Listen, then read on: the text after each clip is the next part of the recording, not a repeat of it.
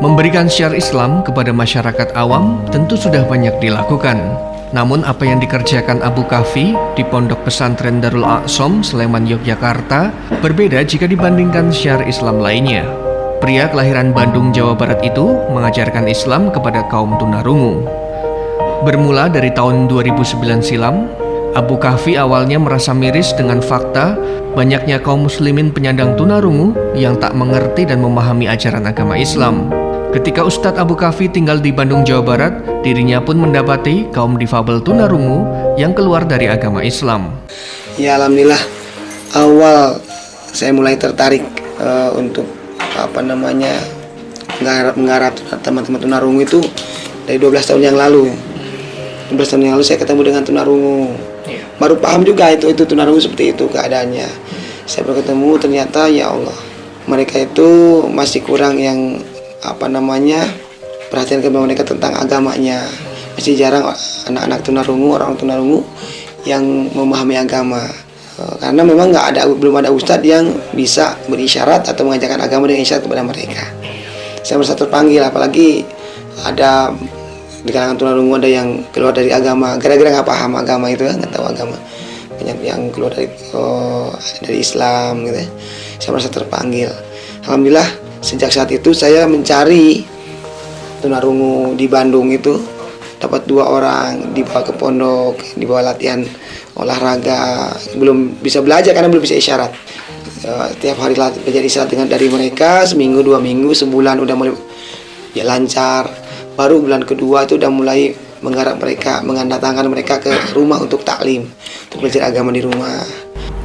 Tatkala Abu Kahfi memenuhi seruan Ilahi Robi untuk berziarah ke Tanah Suci di tahun 2009 silam, dirinya sempat takjub dengan keberadaan pusat penghafal Al-Quran, Al-Ridwan, yang dikhususkan bagi tunarungu.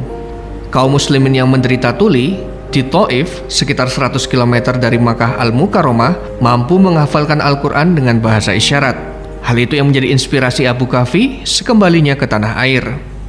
Awalnya dulu kita tidak memperkenalkan Al-Quran kepada mereka, memang agak sedikit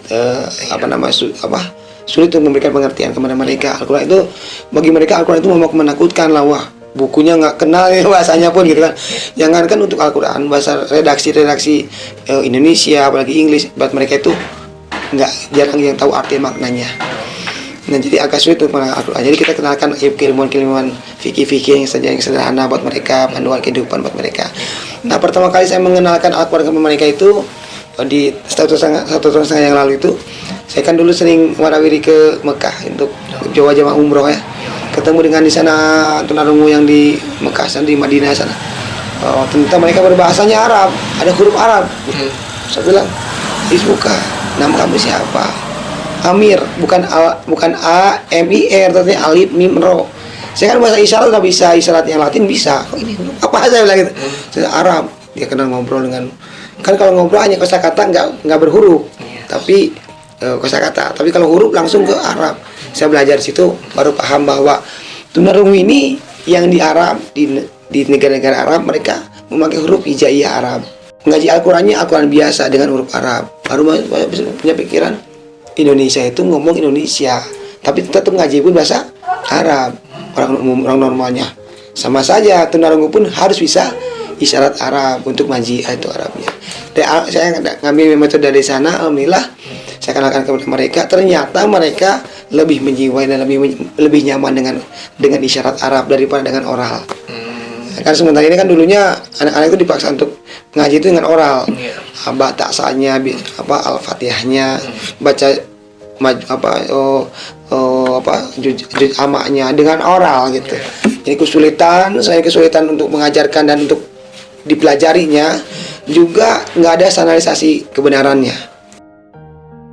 Ya, pendengar, saat ini saya berada di Pondok Pesantren Penghafal Quran Darul Aqsom, yang merupakan pondok pesantren untuk penyandang disabilitas tunarungu. Dan saat ini ada aktivitas kegiatan mengaji di pondok pesantren ini yang dipimpin langsung oleh pemimpin pondok pesantren. Kita akan melihat sejenak apa saja kegiatan yang dilakukan oleh santri tunarungu di Pondok Pesantren Darul Aqsom Yogyakarta.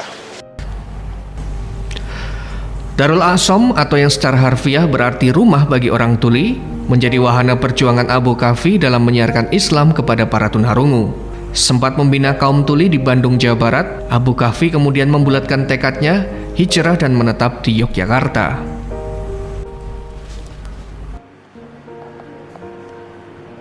Alhamdulillah berjalan 11 tahun, ketika saya ada urusan ke Semarang, Jogja, saya melihat kayaknya ada suasana yang nyaman untuk belajar, memberikan pelajaran di Jogja ini. Wah, saya melihat usia sekolah itu memang usia krusial buat mereka yang perlu penanaman pemahaman agama dari awal. Karena dewasa saja mereka nggak kenal agama, apalagi dari anak-anak. Makanya saya mengharap usia anak-anak ini sehingga mereka bisa untuk belajar Al-Quran dulu. Kalau yang dewasa sudah belajar Al-Quran agak enggan, agak malas. Kalau masuk ke anak-anak, alhamdulillah mereka senang. Nah, setahun yang lalu, 1 tahun saya itu 19 September 2019 mulailah saya mulai mengawali di Bantul. Saya dikasih pinjam ruko 2 lantai oleh teman yang di Bantul itu. Diawali dari 2 santri, bahkan yang satu tunaganda sebetulnya, bukan hanya tunarungu ya. Oleh 2 santri, seminggu datang ada lagi, 2 minggu sampai 6 bulan.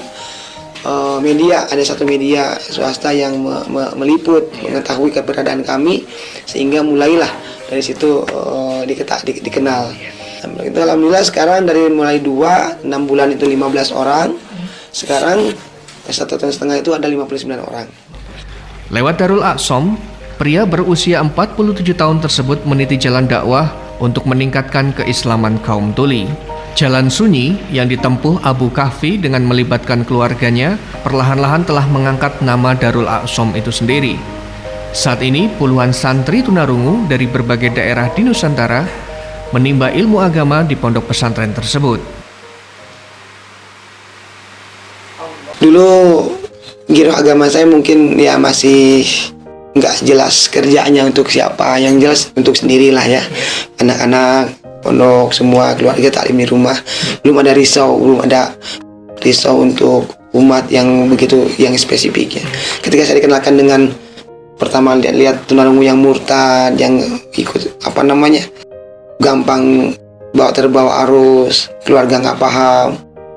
Setelah didalami ternyata 12 tahun ini saya mendalami mereka itu seperti apa ya. Saya nggak punya keluarga yang tunarungu, tetapi saya merasakan bagaimana mereka, keberadaan mereka bagaimana. Masih belum banyak orang yang memahami dunia mereka. Igun Muhammad Barkah, salah satu wali santri asal Kulon Progo, Yogyakarta, merasa amat terbantu dengan keberadaan Darul A'som. Sebagai orang tua yang memiliki anak berkebutuhan khusus, dirinya kini tak lagi kesulitan memikirkan pendidikan bagi anak ketiganya yang terlahir sebagai tunarungu. Alhamdulillah kami kenal dari Bandung. Kami waktu silaturahmi ke orang tua kami, kami ketemu teman ngobrol-ngobrol bagaimana anak muda di pondok kan belum katanya. Alhamdulillah di Jogja pun ada sekarang pondok tahfidz tunarungu Darul A'som. Ini kebetulan ya teman safari dakwah juga sama teman ya, alhamdulillah. Terus kemarin saya ke Kulon Progo langsung dimasukin ya. Ya, pendengar RRI dan pemirsa RRI Net, disinilah Kiai Abu Kahfi sehari-hari memberikan ilmunya kepada santri tunarungu, khususnya untuk santri putri. Dan di sini ada belasan santri yang mereka semua mengalami kebutuhan khusus, yaitu sebagai tunarungu, dan mereka menimba ilmu di pondok pesantren yang ada di belakang saya, yaitu Rumah Tahfidz Tunarungu Darul A'som. Bagaimana kegiatan mereka, kita ikuti bersama aktivitas yang ada di pondok pesantren Darul A'som ini.